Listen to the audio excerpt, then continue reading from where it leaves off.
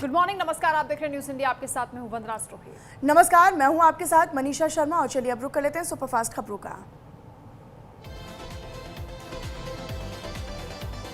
France में Donald Trump के साथ बातचीत में बोले पीएम मोदी, कहा पिछले साल हम वॉशिंगटन में मिले थे, उसके बाद हमारे संबंधों में एक गति आई है। पीएम मोदी ने कहा हमारे लिए खुशी की बात है कि हमारी दोनों टीमों ने मिलजुल कर जो टारगेट तय किए उसे पूरा करने के लिए प्रयास हम कर रहे हैं। बहुत तेजी से हम आगे बढ़े हैं। प्रधानमंत्री नरेंद्र मोदी का बयान, कहा पश्चिम एशिया में जो शांति के प्रयास में जो प्रगति हुई है इसके लिए मैं आप सबका अभिनंदन करता हूं।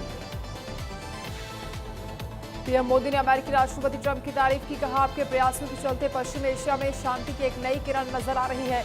हम आशा करते हैं कि ये चिरस्थायी शांति बने। द्विपक्षीय बातचीत में पीएम मोदी ने उठाया भारत के लाखों नाविकों का मुद्दा, कहा समुद्र में अपनी सेवाएं दे रहे भारत के लाखों नाविकों की सुरक्षा भी बहुत महत्वपूर्ण है। भारत यूएस डिफेंस रिश्तों पर अमेरिकी राष्ट्रपति ट्रंप ने कहा मुझे लगता है कि ये बहुत अच्छा रिश्ता है। अगर उन पर हमला होता है तो हम उनकी मदद के लिए वहां मौजूद होंगे। एवियन में पीएम मोदी से की डोनाल्ड ट्रंप ने मुलाकात। पीएम मोदी की जमकर तारीफ करते हुए कहा कि पीएम मोदी लीडर हैं तो हम भारत की मदद के लिए हैं।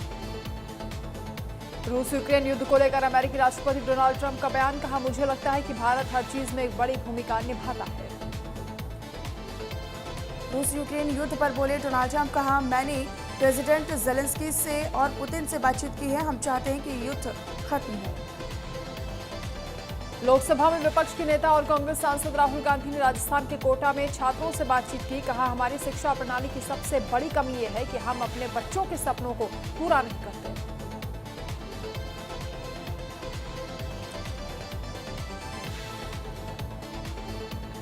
कोटा में नेता प्रतिपक्ष और राहुल गांधी से छात्रों ने की बातचीत। छात्रों ने पेपर लीक होने से साल बर्बाद होने की कही बात।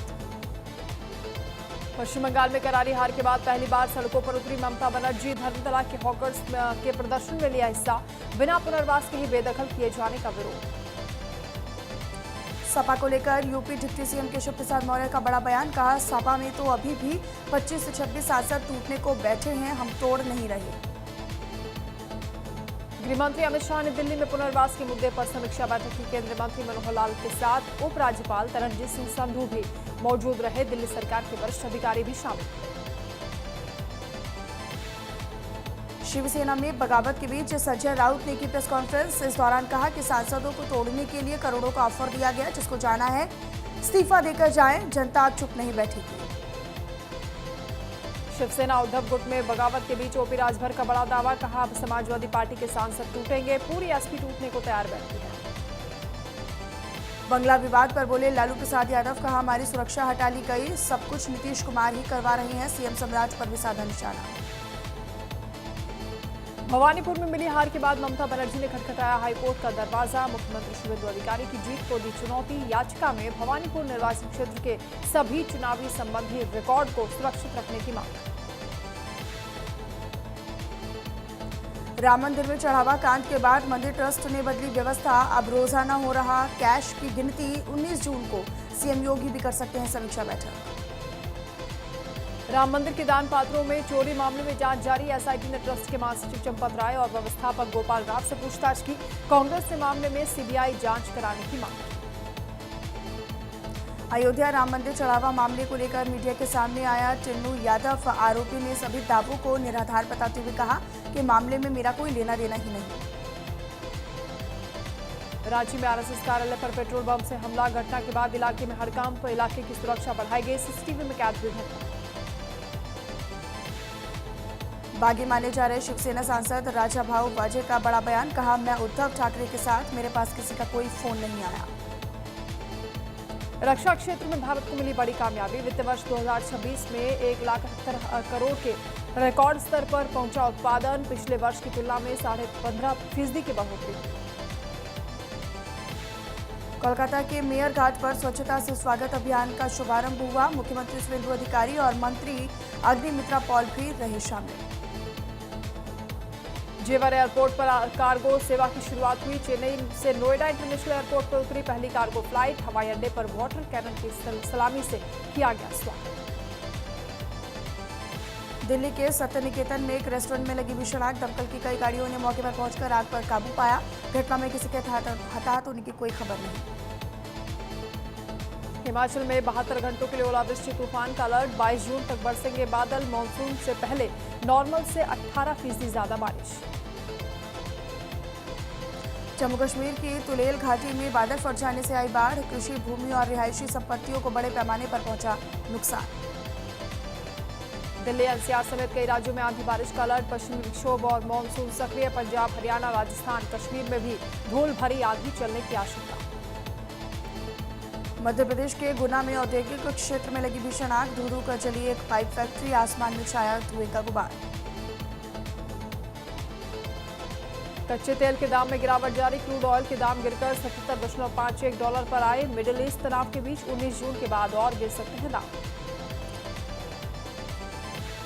सीएम योगी आदित्यनाथ ने की कानून व्यवस्था की समीक्षा बैठक। यूपी में नीट अभ्यर्थियों के लिए बस में किराए में 50% की छूट की घोषणा। 21 जून को पूरे प्रदेश में मनाया जाएगा योग दिवस। और हमसे पहले सीएम योगी के सख्त निर्देश। मुहर्रम में नहीं चलेगा शक्ति प्रदर्शन। सौहार्द बिगाड़ने वालों के खिलाफ लिया जाएगा सख्त एक्शन। हरियाणा के कुरुक्षेत्र में पुलिस और बदमाशों के बीच हुआ एनकाउंटर। मुठभेड़ के दौरान 2 बदमाशों के पैर में लगी गोली, 2 हथियार और 1 मोटरसाइकिल बरामद। कानपुर में सपा महासचिव शिवपाल यादव ने बीजेपी पर बोला हमला। कहा भारतीय जनता पार्टी के लोग झूठे हैं। समाजवादी पार्टी में टूट की अटकलों को लेकर बोले सपा महासचिव शिवपाल सिंह यादव। कहा ये सब बातें झूठी हैं। सपा मजबूती के साथ 2027 का चुनाव लड़ेगी। देवरिया के सिरौली गांव पहुंचा हॉर्मुज में अमेरिकी हमले में जान गंवाने वाले शिवानंद चौरासिया का पार्थिव शरीर। हजारों की संख्या में लोगों ने नम आंखों से दी विदाई। गुरुग्राम में पुलिस को मिली बड़ी कामयाबी। पुलिस ने 13 अवैध बांग्लादेशियों को पकड़ा। सभी बांग्लादेशियों को डिटेन कर वापस बांग्लादेश भेजा। हरियाणा के पंचकुला में पुलिस और बदमाशों के बीच हुई मुठभेड़। 2 बदमाशों के पैर में लगी गोली। पिंजौर में 15 जून को हुई लूट की वारदात में शामिल थे आरोपी। छत्तीसगढ़ के रामचंद्रपुर में एक हॉस्टल के अतिक्रमण मामले में हुई बड़ी कार्रवाई। प्रशासन ने करीब 9 मकानों को करवाया कब्जा मुक्त। तो मौके पर एसडीएम, तहसीलदार समेत अन्य अधिकारी भी रहे मौजूद। जम्मू कश्मीर पुलिस ने किया पाकिस्तान प्रायोजित नार्को टेरर मॉड्यूल का पर्दाफाश। पंजाब से 3 सरगना हुए गिरफ्तार। नागपुर के मेडिकल चौक स्थित भारत पेट्रोलियम पंप पर E85 एथेनॉल ईंधन के पहुंचने के 13 दिनों बाद भी नहीं शुरू हुई बिक्री। चालकों को करना पड़ रहा लंबा इंतजार। नागपुर में कथित लव जिहाद और धर्मांतरण के मामले को लेकर विश्व हिंदू परिषद ने की प्रेस कॉन्फ्रेंस। राज्य सरकार से मामले की निष्पक्ष और हाई लेवल जांच की मांग। अमृतसर की रूरल पुलिस को मिली बड़ी सफलता। गैंगस्टर और आतंकी गतिविधियों में शामिल 4 आरोपियों को किया गया गिरफ्तार। गुजरात के वडोदरा में भीषण सड़क हादसा। बस ने ट्रक को मारी जोरदार टक्कर। हादसे में 5 यात्रियों की मौके पर ही मौत हुई। कई घायलों का अस्पताल में इलाज जारी। ग्रेटर नोएडा में जीटी रोड पर फायरिंग करने के मामले में बड़ी कार्रवाई। पुलिस ने 3 आरोपियों को गिरफ्तार किया। आगरा के बटेश्वर और कल्याणपुर भरतार के बीच यमुना नदी पर बना पांटून पुल टूटा। स्टीमर को नदी की दूसरी तरफ ले जाते समय हुआ हादसा। पुल टूटने से कई रास्तों पर असर पड़ा। रामपुर में शादी की मांग को लेकर युवती ने किया हाई वोल्टेज ड्रामा। 4 सालों से प्रेम संबंध में शामिल बॉयफ्रेंड ने शादी से इनकार करने पर टावर पर चढ़ी युवती। हापुड़ में मंदिर की सीढ़ियों पर शराब पीने से रोकने पर असामाजिक तत्वों ने की पुजारी से मारपीट। मारपीट का वीडियो वायरल हुआ। वायरल सीसीटीवी फुटेज के आधार पर पुलिस कर रही आरोपियों की पहचान। देवरिया पहुंचे उत्तर प्रदेश के डिप्टी सीएम ब्रजेश पाठक। देवरहा बाबा मेडिकल कॉलेज का भी किया निरीक्षण। स्वास्थ्य सेवाओं और व्यवस्थाओं का भी लिया जायजा। गाजीपुर में होटल कारोबारी विनीत राय हत्याकांड मामले में 2 आरोपी अरेस्ट हुए। पुलिस ने शिवम दुबे और रहमान अली उर्फ गोल्डन को पकड़ा। मामले में मास्टरमाइंड शंकर पांडे समेत कई आरोपी अभी भी फरार। यूपी के मुरादनगर में मुठभेड़ के दौरान लूट की वारदात में शामिल एक शातिर लुटेरा गिरफ्तार। आरोपी के कब्जे से अवैध तमंचा, कारतूस और फोन भी बरामद। फरार आरोपियों की तलाश में जुटी पुलिस। यूपी के बागपत में चर्चित टेंट व्यापारी की हत्या के मामले में बड़ी सफलता मिली। पुलिस ने 25,000 के इनामी आरोपी भीमसेन को मुठभेड़ के बाद गिरफ्तार कर लिया। 9 जून को व्यापारी और उसके बेटे की दिन दहाड़े गोली मारकर हत्या की गई थी। रामपुर में शादी के नाम पर धोखाधड़ी का मामला सामने आया। हिंदू नाम बताकर मुस्लिम लड़की ने हिंदू युवक से की शादी। मामले को लेकर पुलिस ने मामला दर्ज किया। यूपी के हाथरस में मेहरा एग्रो फूड्स पर खाद्य विभाग की बड़ी छापेमारी। भारी मात्रा में अचार नष्ट। खाद्य उत्पादों के 7 सैंपल जांच के लिए भेजे गए। बिजनौर में आवारा कुत्तों ने 5 साल के मासूम बच्चे पर किया हमला। स्थानीय लोगों ने कुत्तों को भगाकर बच्चे की जान बचाई। सीसीटीवी में कैद हुई पूरी घटना। यूपी के रायबरेली में धड़ल्ले से चल रहा ओवरलोडिंग का खेल। ओवरलोड वाहनों से सड़क हादसों का खतरा बढ़ा। प्रशासन की सख्ती पर भी उठ रहे सवाल। यूपी के बस्ती में एक कबाड़ की दुकान में लगी भीषण आग। लाखों का सामान जलकर राख। दुकान मालिक ने पुलिस से की निष्पक्ष जांच की मांग। मुरादाबाद में पीएससी 24वीं वाहिनी की कैंटीन में आग लगी। हादसे में पूरी कैंटीन जलकर राख हो गई। लोहाघाट में अपनी मांगों को लेकर लोक निर्माण विभाग कार्यालय में धरना दे रहे बुजुर्ग चेतराम का 21वें दिन भी धरना जारी रहा। 33 सालों से अपनी मांगों को लेकर बार बार दे रहे हैं धरना। चारधाम यात्रा को लेकर गढ़वाल के मंडलायुक्त ने जानकारी दी। कहा सभी यात्रियों के लिए मौसम के अनुकूल व्यवस्थाएं पूरी। यात्रा से पहले अनिवार्य रूप से रजिस्ट्रेशन कराने की अपील की। हरिद्वार में ड्यूटी पर तैनात पुलिसकर्मियों से अभद्रता और धमकी देने के मामले में 3 लोगों के खिलाफ मुकदमा दर्ज। दिल्ली के रहने वाले हैं तीनों आरोपी। सोमवती अमावस्या के दिन देश रक्षक चौक पर हुआ था विवाद। उत्तराखंड के गदरपुर में पुलिस और गौ तस्करों के बीच मुठभेड़ हुई। मुठभेड़ के दौरान 2 तस्कर गिरफ्तार हुए। प्रतिबंधित गौमांस भी बरामद।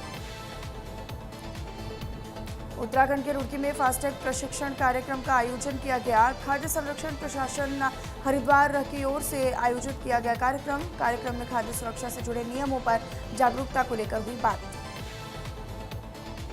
हरिद्वार में जिला विकास समिति की समीक्षा बैठक। सांसद त्रिवेंद्र सिंह रावत ने केंद्र सरकार की प्रमुख योजनाओं की समीक्षा की। जल जीवन मिशन, प्रधानमंत्री आवास समेत कई योजनाओं को लेकर चर्चा हुई।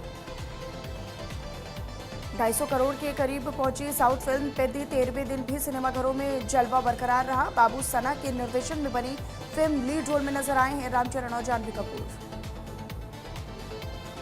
दर्शकों के साथ बॉलीवुड सेलेब्स को भी पसंद आ रही वेब सीरीज राख। करण जौहर समेत कई सेलेब्स ने तारीफ की। सीरीज में अली फजल और दिव्या शर्मा ने अहम भूमिका निभाई।